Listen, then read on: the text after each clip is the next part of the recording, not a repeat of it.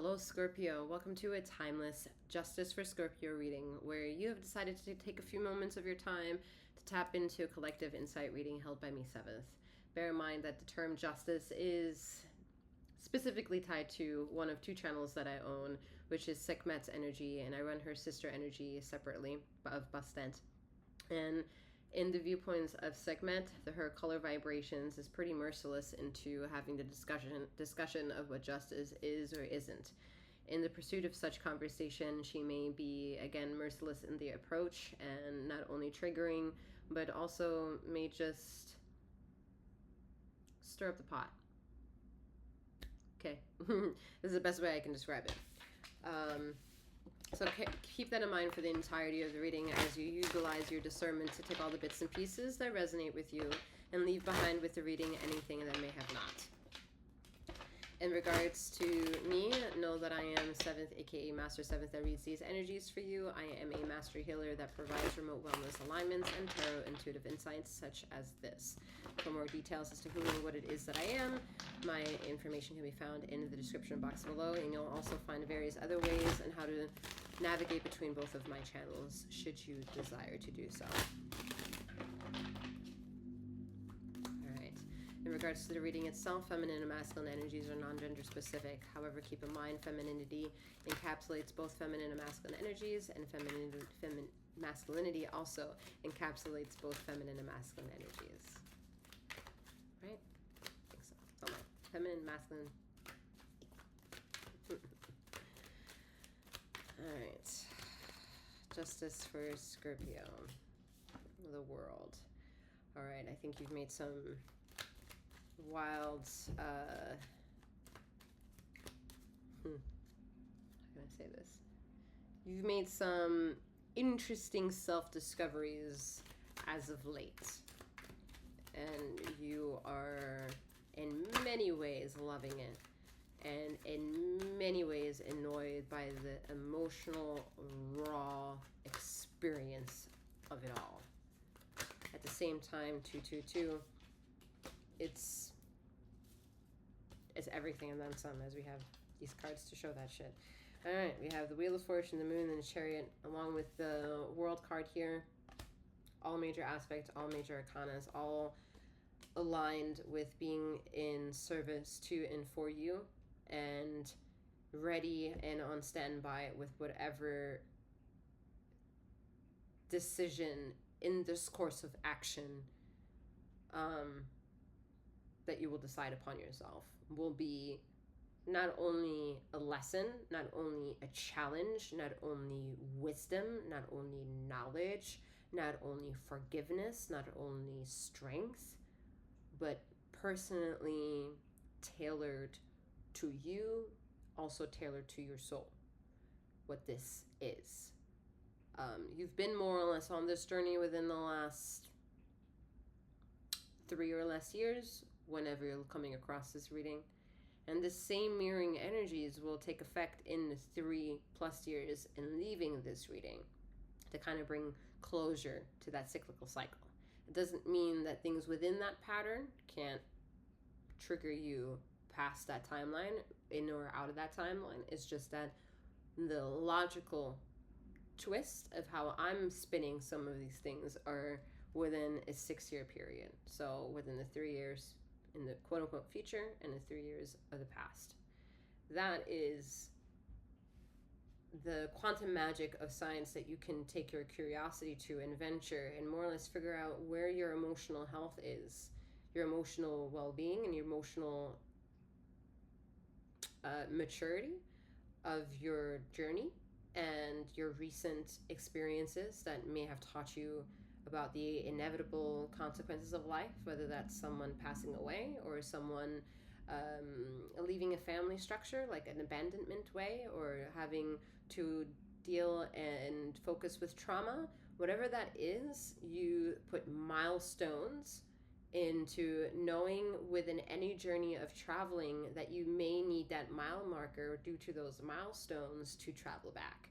And you just spiritually have done this. Okay, this may not make sense to you. Maybe as I'm putting words to these energies, you can compile logic on your own to this, and halfway, full step, or not.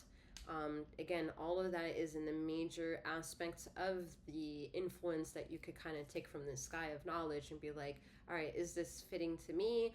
I can apply this to myself right now, maybe yes or no, and see how this works for me. With all of these cards here, it's telling you, do that if you need to be. You need to do that. You're in a safe space to kind of put something on and see if that's you. And I love that for you. Love it. Why do I love it? Okay. Why do I love it if it's painful? If it's painful to recognize, pain probably brought you on to needing to try something new. I'm saying it's lovely because you're allowing yourself to be raw and vulnerable.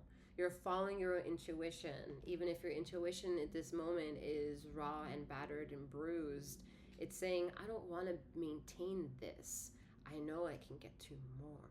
And that's where the pain is very blunt force trauma, but the force of it moving is the flow of knowing that most likely the pain is weakness leaving your body.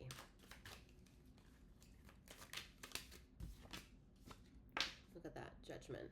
The changes come and judge themselves. All right, you are someone who is not shy from seeing that even the bruised apple, the unpolished fruit, the misfits are glorious and are perfect and might be even more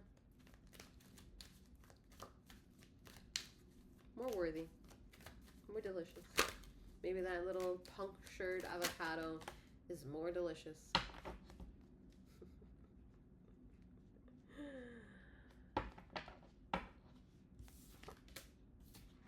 Yeah.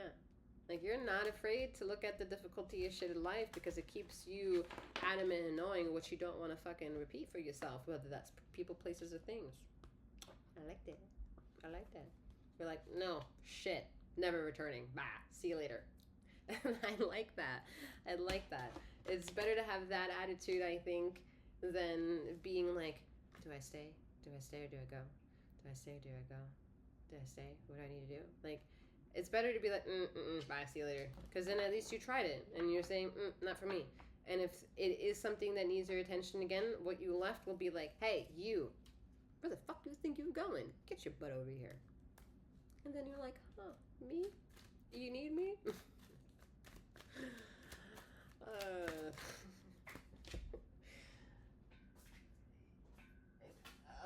The frequency of life is a ride, all right? And a lot of the forces of how high and low the highs are and the low peaks and shit like that, the peaks and the valleys, is triggered by the emotional wherewithal, right? The emotional ability to know what you need to fight, how you need to stand up for shit that you love, how you need to fight for the things that you love, starting with yourself and others, how some of the people that are in your family who claim to love you, and when society says family loves you, they don't, like, there's a likability that's not coming across, even though they say they love you.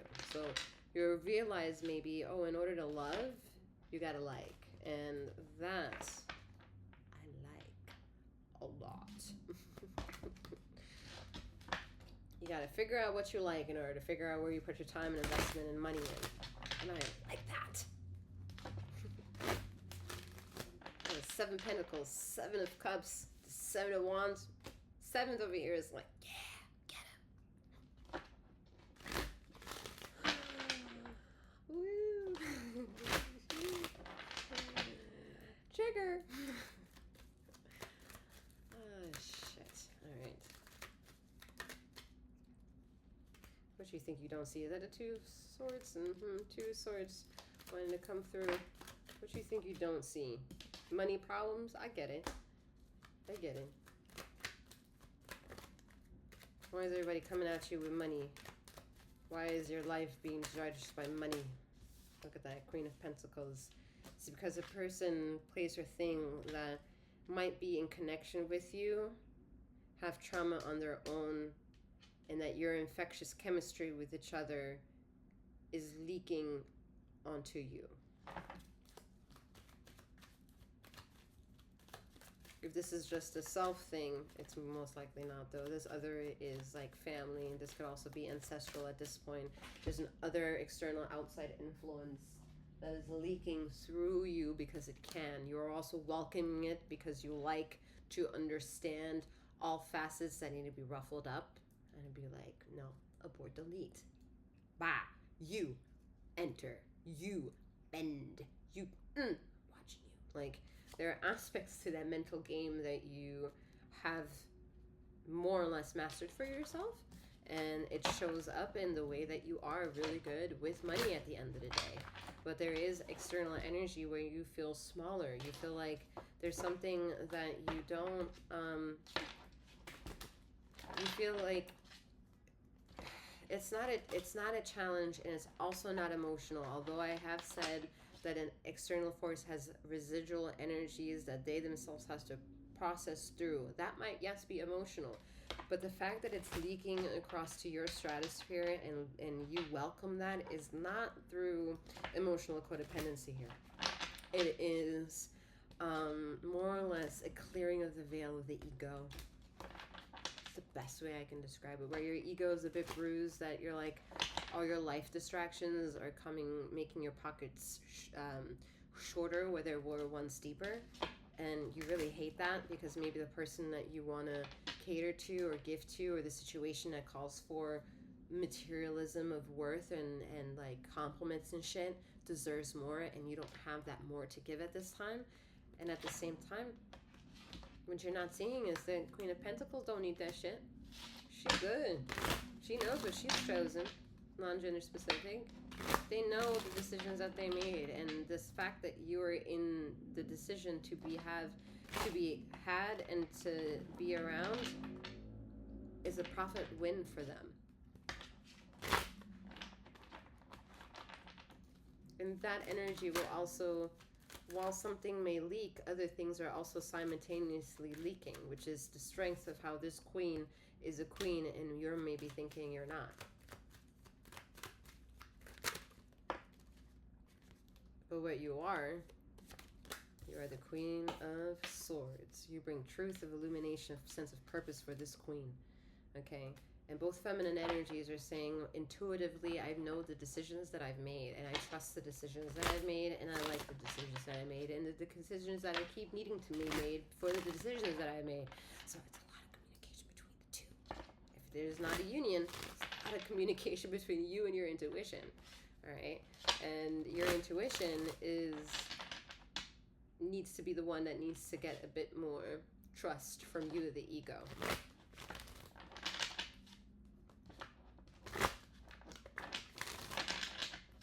Your intuition needs more trust from you, the ego.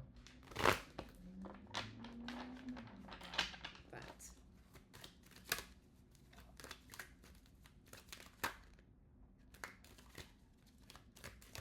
Tower card was about to come through.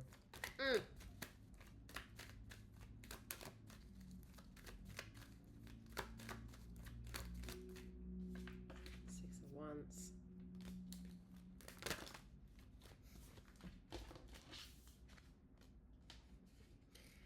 Listen, trigger like injustice readings, deliver a sense of purpose. What the symptoms are for having the message be sent is a unique process and a very original one. And that originality you can very much work with. And you have. You see shit that others don't. And you haven't been able to put that into work, and you will soon do so. And that will just brighten everybody's day. I'm being told that's it for you. I'm wishing you a wonderful morning, noon, or night, wherever you are in the ether of this time and space. And may you keep flowing, growing, and glowing. Take care.